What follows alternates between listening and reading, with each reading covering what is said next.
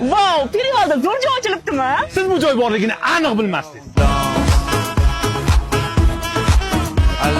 Perivalda Ertoshsoyda Humor Resort Garden degan dam olish zonasi ochilibdi o'rtoqlar. Manzara shunaqa zo'r havoda gap bo'lishi mumkin emas. Mana bunaqa kichkina yog'och uychalar nima deyapti? Ketishga kirib ko'ramiz. Bu yoqda kichkina kuxnyasi, bu yoqda ovqatlanadigan joyi, bu yoqda bo'lsa spaydi, gravnisi chochuvlar etapchikalar berishar ekan. Bu yerda bo'lsa sanuzil, televizor, холодильник, mikrovolnovka, asosiysi Wi-Fi bor ekan. Bu bo'lsa menga eng yoqqan joyi, shunaqa chiroyli vidli balkonda o'tirib, pletlarni yopinib, mazza qilib choy ichsangiz bo'lar ekan. Bunaqa yog'och uychalarda bir kun qolish 1.300.000 so'm ekan. Aytgancha naboda kimdir balkonda yotqisi kelib qolsa, ko'rpacha yaftuli ham qo'shib berishar ekan. Oybek aka, siz uchun ham shunaqa ekanmi? Ha, hammasi bir xil ekan. Bunaqa uychalardan 14 ta bor ekan. Oilaviy bemalol kelib dam olib ketsangiz bo'lar ekan. Agar xohlasangiz Archon buloqqa ikkita ko'lga olib borib aylantirib keladigan Niva mashinalar ham bor ekan. Ertalab olib ketib, kechqurun olib kelib qo'yishar ekan. Narxi 900 ming bo'lar ekan. Mana shunaqa basseynlari ham bor ekan. Mazza qilib cho'milgani. Olasiz mana shunaqa tapchanlari bor ekan. Toza havoda mazza qilib dam oladi. Tapchanlarning kattasi bor ekan, kichkinasi bor ekan. Bunaqa yog'och tapchanlar 40 ta ekan.